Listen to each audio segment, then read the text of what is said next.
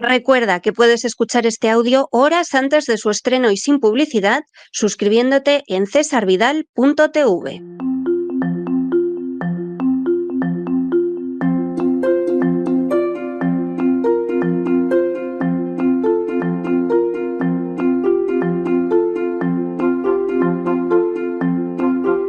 Palabras al aire con Sagrario Fernández Prieto.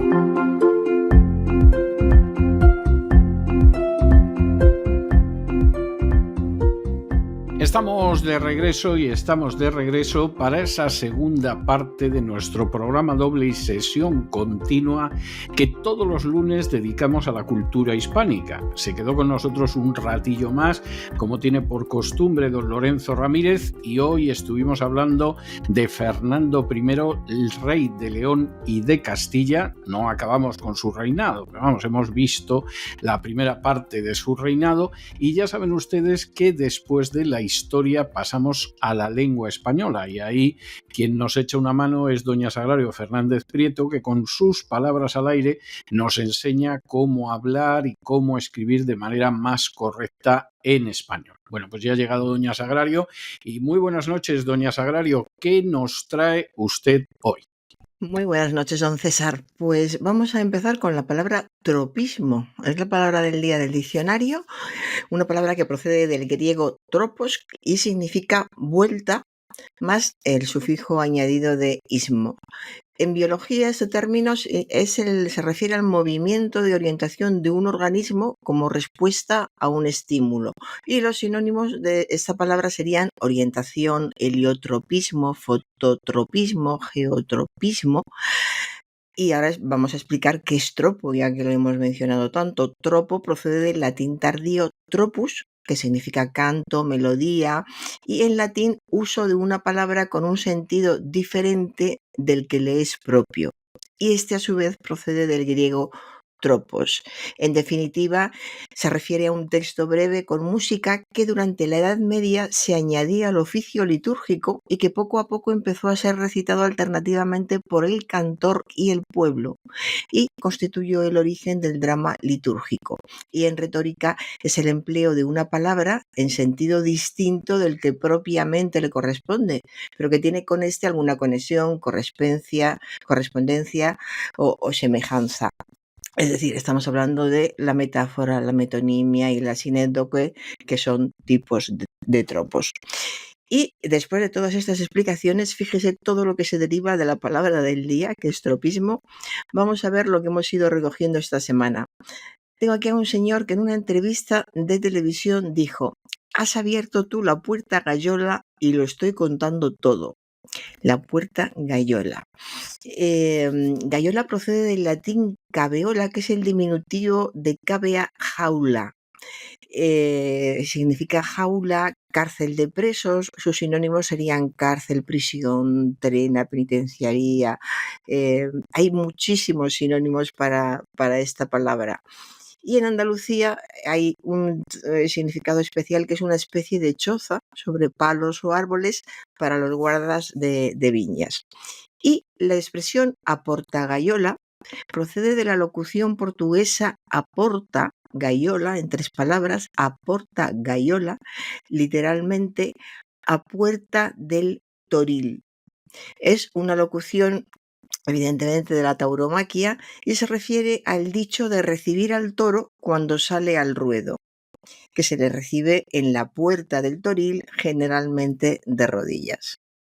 Todo esto es lo que ha venido de la palabra del día de hoy. Y continuamos ahora con un periodista en una entrevista que le pregunta al entrevistado cuál es la proveniencia de la atracción turística de la zona. Proveniencia. Proveniencia, que sería correcto, proveniencia es la procedencia, origen de algo. ¿Cuál es la proveniencia de la atracción turística española? Y tenemos sinónimos como procedencia y origen que sirven, por ejemplo, pues para estos casos, para no equivocarnos con una palabra que se puede confundir con otras. No hubiera habido problemas si hubiera dicho cuál es el origen de la atracción turística o cuál es la procedencia de la atracción turística. Y vamos ahora con una directora de cine en la gala de los premios Goya, que dijo que la profesionalidad de un equipo que sin ellos, hablaba dentro de su discurso de la profesionalidad de un equipo que sin ellos no se hubiera hecho la película. Estamos en un caso que repetimos muy a menudo, la utilización de los pronombres. La utilización de los pronombres y el uso de los subjuntivos son los dos grandes problemas del castellano en estos momentos. Grandes, hay muchos más, pero estos son grandes y el subjuntivo, como ya he dicho en otras ocasiones, es algo que vamos perdiendo día tras día. Pero en este caso vamos a los relativos. Dice la profesionalidad de un equipo que sin ellos no se hubiera hecho la película, en vez de decir la profesionalidad de un equipo sin el cual no se hubiera hecho la película. Eso hubiera sido lo correcto, pero cada vez oímos más la forma primera que yo he comentado y que no repito para que no se le quede a nadie. Y continuamos ahora con la palabra look. Mientras vamos perdiendo otros términos del castellano continuamente, se van introduciendo los del inglés y hemos llegado ya a ese momento en que algunos que se han introducido del inglés desde hace tiempo están ya en el diccionario académico. Voy a hacer una pausa para repetir una vez más algo en lo que insiste mucho la gente. Los términos que están en el diccionario no están porque a los académicos les gusten más, les gustan menos, sean más correctos o sean menos correctos. Están porque se ha visto durante un tiempo que se utilizan mucho, y como se utilizan mucho, cualquier término que se utilice mucho en una lengua está en el diccionario de esa lengua. Y es así, no hay más problemas, no tienen que gustar ni no gustar ni a los académicos ni a los hablantes. Son diccionarios de uso. ¿Qué quiere decir eso? Que como los usa la mayoría de las personas que viven en un país, tienen que estar en un diccionario para que quien quiera pueda ver cuál es el significado, ni más ni menos. Entonces, después de esto estaba hablando de la palabra look. Llega un momento en que un término, por eso me hago esta explicación, un término se utiliza mucho como look y look ha pasado ya al diccionario ya hace un tiempo, puede que un par de años o más, con el significado de imagen, una voz inglesa, aclara, una voz inglesa, imagen o aspecto de las personas o de las cosas, especialmente si responde a un propósito de distinción. La palabra look anda en el lenguaje cotidiano, pero muchísimo, muchísimo. Lo mismo en periodistas, en medios de comunicación, que por la calle, en personas que no saben absolutamente nada de inglés, pero todo el mundo sabe lo que es un look, y en cualquier tienda donde te vayas a probar, si hay una dependienta que te atiende y está pendiente de ti mientras te pruebas, cosa ya muy rara, esa señorita seguramente va a decir que el look te queda estupendo. Desde hace muchos años, ¿eh? Sí. Desde hace muchos años. Yo creo que la primera vez que le oí a un español, sé perfectamente la primera vez que le oí a un español utilizar lo del look, porque yo me había puesto, yo creo que casi por primera vez en mi vida, unas gafas de sol. Y entonces me vio con las gafas de sol y me dijo, ese look te está muy bien. Yo sabía lo que significaba el término, pero por mis lecturas en inglés. Y entonces me llamó mucho la atención que el español en cuestión, es verdad que había vivido en Estados Unidos una temporada, pero me llamó mucho la atención que utilizara el término. Le estoy hablando a usted de mediados de los años 80. Fíjese, pero entonces no sería tan habitual en la calle. Entonces no era tan habitual en la calle. Claro. Sí. Ahora es un término habitual en personas mayores, en gente de todo tipo. Parece que han nacido sabiendo lo que es look y se utiliza como si fuera una palabra más. Eso sí, hace muy bien los académicos, aunque mucha gente no consulta el diccionario y ni se dé cuenta, pero en el diccionario todos estos términos aparecen en cursiva. para que quede claro que, pues bueno, no son términos castellanos, hay una norma que no todo el mundo conoce y si se conoce no se ejecuta, que es que los términos extranjeros, las voces malsonantes, todo lo que no sea lo habitual en castellano que decimos, tiene que ir en cursiva o entre comillas. Entonces look en el diccionario aparece en cursiva. Pero sí, es una palabra más y además a las mujeres, yo lo he comentado con más mujeres y les pasa lo mismo que a mí, nos recuerda mucho a nuestras madres cuando hasta que éramos jovencitas y estaban pendientes de los que nos poníamos y decían qué bien te está esto y hablaban de conjunto, tratando de encontrar, pero ¿qué decíamos antes? Pues nuestras madres, por ejemplo, decían qué bien te queda este conjunto, si estaban hablando de ropa. Y era un corte de pelo, pues qué bien te queda este corte, va muy bien con tu cara, por ejemplo. Siempre había una manera de decirlo. ¿Necesitábamos la palabra look? Pero ya, eso ya no importa si la necesitábamos o no. El caso es que la empezamos a oír continuamente. La invasión del inglés ha sido inevitable, se escucha continuamente, suelen ser voces, palabras muy cortas que se quedan con mucha facilidad, que las utiliza la gente joven, que es la que suele estar en contacto con todo tipo de gente en comercios, en trabajos, y se quedan sin más. Así que pues la palabra look, yo por ejemplo hoy he traído 3 ejemplos. Hubiera podido traer, pues bueno, si me dedico a anotar todas las veces que escuche la palabra look en una semana, no voy a ser tan pesada de repetirlos todos, pero voy a hacer la prueba, voy a ir anotando solo para decir cuántos ejemplos recojo. Pero eso, hay que tener cuidado. Tenemos que hacer un esfuerzo para recordar el español o lo perdemos, don César, cada vez más. Entre la falta de formación que hay en las enseñanzas primarias, lo mal que se explica la lengua en general. Hay gente buenísima, ya lo sé. Y esta invasión continua del medio inglés que todo el mundo habla, pues vamos, no es que vayamos camino del Spanglish, es que a veces parece que lo estamos ya, que es peor. Pues bueno, el Spanglish es ese tipo de lenguas, todos sabemos lo que es, pero tener una lengua que es medio una cosa, medio otra, pues no es lo mejor, no es la mejor opción. En fin. No es la mejor opción. No. Vamos a continuar con una corresponsal en Nueva York. Sin embargo, fíjense, una corresponsal en Nueva York dice, aquí estamos declinando el verbo abrigarse.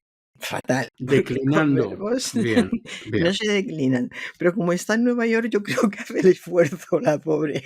Y teniendo en cuenta el frío que hace por allí, pues tampoco hay que perdonarle que confunda declinar con conjugar. Vamos a ver, las palabras se declinan. Vamos a acordarnos de rosa de rosa, cuando declinábamos en latín en el bachillerato nuestro. Las palabras se declinan y los verbos se conjugan. La alteración experimentada por algunas voces, que consiste en un cambio en la terminación, en la vocal de la raíz o en otros elementos, y que codifica diversos contenidos gramaticales. Eso es la conjugación, y también el conjunto de las formas que puede adoptar una palabra como resultado de la flexión. Así que aquí estamos conjugando el verbo abrigarse. Y si algún día se vuelven a declinar, pues muy bien. A mí las declinaciones me gustaban mucho. Todos los que dimos latín, con el tiempo nos llegaron a gustar las declinaciones. Bueno, y ahora a mí sí, de verdad. Sí. Y además las recuerdo perfectamente. Sí. O sea, igual que le puedo decir que las declinaciones del alemán las recuerdo así, y que cometo errores con bastante frecuencia, no leyendo, pero sí hablando. Sin embargo, las declinaciones del latín y del griego, vamos, como si me las hubieran explicado esta misma mañana. Sí, es verdad. Es que se quedaban con facilidad, se memorizaban bien. Y es de esas cosas declinábamos que tropecientas veces cualquier palabra, o sea que es así. Sí, pero no era yo no lo recuerdo como algo especialmente pesado ni latoso. Yo tampoco. Y daba buen resultado, es decir, no tenías que repetir tantas veces la primera declinación para que te quedaras con ella. Estaba, a lo Mm. mejor es la nostalgia de la edad. La primera, Rosa Rose, era la más fácil también. También es verdad. De hecho, la gente... Bueno, no todo el mundo es que la recuerde, pero mucha gente la recuerda. Pero cuando entra en la cuarta y en la quinta declinación, van más perdidos Sí. que un camello en la ópera, ¿eh? Porque yo esa experiencia la he tenido con gente que estudió latín en su día en el bachillerato, ¿no? Entonces la primera, la segunda, bien. La tercera, casi, pero cuando entrabas en la cuarta o en la quinta, andaban perdidísimos, vamos, y gente ilustre que yo he conocido y que por caridad cristiana no voy a citar ahora. Sí. Bueno, pero voy a seguir antes de que me haga una pregunta a sopetón sobre la cuarta y De la sopetón, quinta no. y tengamos un problema. No. Una mujer en una entrevista de televisión. Yo no le inducí a hacerlo. No le inducí. Mira. No fue ella, no le indució. Y tampoco condució el coche, me imagino, tampoco. Estoy segura de que no. Seguro. No fue ella. Inducir del latín inducere, que se conjuga como conducir, el coche que tampoco fue ella, conduje, induje. Y significa inducir, mover a alguien a algo o darle motivo para ello. Por ejemplo, todo me induce a pensar que no vendrá.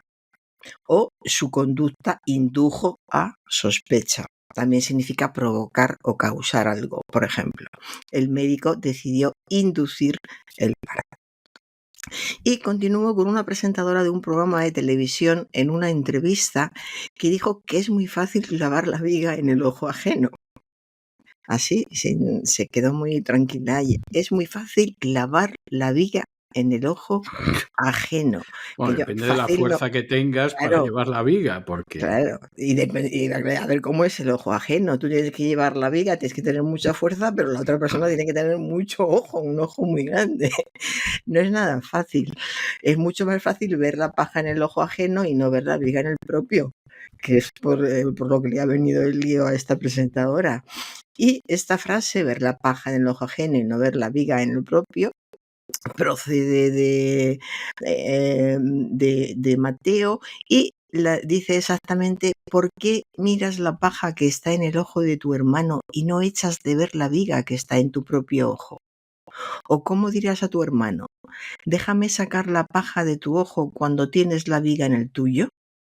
Hipócrita, saca primero la viga de tu propio ojo y entonces verás bien para sacar la paja del ojo de tu hermano. En definitiva, ¿qué es lo que quiere decir todo esto? Que es muy fácil ver la viga en el ojo ajeno, que es por lo que hemos empezado y lo que ha dicho mal esta señora presentadora. Y ahora vamos a un presentador. Un presentador, una entrevista de televisión, que dijo: esta cadena ha sido mi alma mater y estoy encantado de estar aquí. Claro, cuando se piensa que una cadena de televisión es el alma mater de alguien, pues luego vienen los problemas y se sacan errores de muchos presentadores. Alma mater es una referencia a la universidad, al lugar donde uno ha estudiado o se ha formado. Alma mater es un sintagma latino, se aludía ya en la Roma clásica a las diosas Ceres y Venus, posteriormente se aplicó a la patria y hoy se refiere a la universidad donde uno se ha formado. En latín significa madre nutricia, referido al alimento espiritual. También se habló en el mundo antiguo de alma parens en conexión con la patria de uno, sintagma también traducible por madre benéfica. No es correcto hablar de alma mater del equipo, referido al jugador que es su motor o pieza principal. Todo esto respecto a alma mater.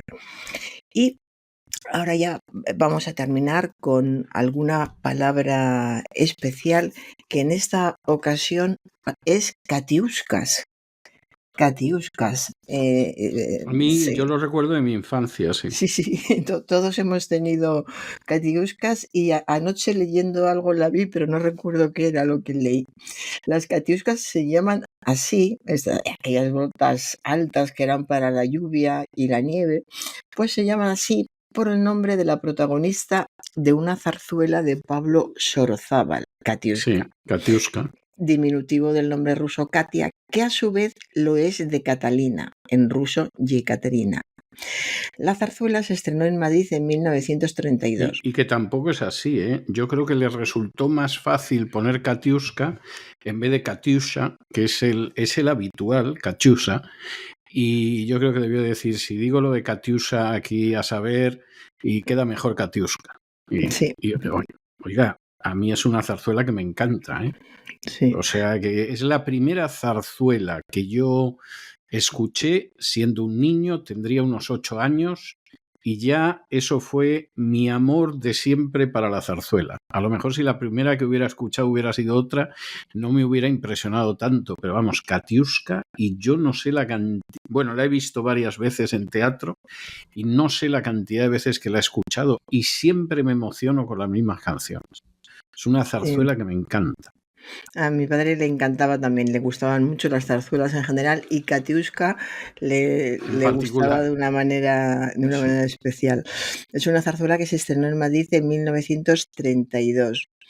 Y después de esta zarzuela vinieron otras muy importantes como La Gran Vía de Federico Chueca en 1886 y quedó una costumbre que duró bastante tiempo de llamar Menegilda a la criada por aféresis burlesca de Hermenegilda, que era el nombre del personaje cómico que hizo famoso el papel de criada y célebre a una actriz llamada Lucía Pastor, que tenía esta letrilla. Pobre chica la que tiene, casi me cuesta trabajo no decirlo cantando, recordando a mi padre. Esto lo he escuchado yo toda mi infancia, pero mejor no canto, ¿verdad, don César? Si usted lo puede evitar, evítelo. O sea. Van a pensar que canto mal. ¿Por qué pensarían eso? En fin. Pobre chica. Pobre chica la que tiene que servir. Más valiera que se llegase a morir, porque si uno no sabe por las mañanas brujulear, crea usted, caballero, su paradero es el hospital. Sí. Y con esto acabo con mucha risa, porque estoy a punto de cantar, don César, no lo puedo evitar. Sí, lo entiendo. Yo, sinceramente, me encanta la zarzuela, me gusta muchísimo la zarzuela. Y además reconozco que tengo especial devoción por ciertas zarzuelas. Me gustan mucho las zarzuelas de Chueca, me parecen divertidísimas y con el paso del tiempo me ha pasado igual. Me gusta muchísimo Katiuska, que debe ser de mis 3-4 preferidas. Y es que hay algunas de todas formas que son magníficas. Luisa Fernanda es otra de mis preferidas, me gusta muchísimo. Me gusta muchísimo El huésped del sevillano, también mucho. Sí. A mí especialmente, porque por eso de ser de Toledo, claro. Y la canción del olvido me encanta. Sí. Es más, yo es que me sé romanzas y coros y canciones diversas de distintas zarzuelas, pero de memoria, simplemente de haberlas escuchado. Bueno, como no podía ser menos, porque es que no podía ser menos, yo hoy le tengo preparada una de las piezas que más me gustan de Katiuska, que es ese tema que canta el príncipe, que se titula Es delicada flor, en el acto primero, y que empieza con aquello de pom, pom, pom, mi cabeza han puesto a precio, etcétera, etcétera. Bien, pues le dejo con esto, porque es uno de mis temas preferidos, aunque tengo que reconocer que prácticamente todos los temas de Katiuska me gustan mucho y encima me los sé. O sea que lo vamos a dejar aquí por el bien de todos y nos encontramos el jueves, Dios mediante, para hablar de otras cuestiones. Doña Sagrario, un abrazo muy fuerte. Un abrazo, muchas gracias y la próxima semana, el lunes, canto yo. Bien. Es una amenaza. Muy bien. Ciertamente, pero en fin, dejémoslo ahí. Buenas noches. Buenas noches. Y con estos compases ciertamente extraordinarios de esta zarzuela maravillosa que es Katiuska, hemos llegado nosotros al final de nuestra singladura de hoy del programa La Voz. Esperamos que lo hayan pasado bien, que se hayan entretenido, que incluso hayan aprendido una o dos cosillas útiles. Y los emplazamos por ello para mañana, Dios mediante, en el mismo lugar y a la misma hora. Y como siempre, nos despedimos con una despedida sureña. God bless you. Que Dios los bendiga. El programa La Voz es una producción de Artorius Incorporated y al amparo del derecho a la libertad de expresión. No se hace responsable de las opiniones vertidas en el curso del mismo.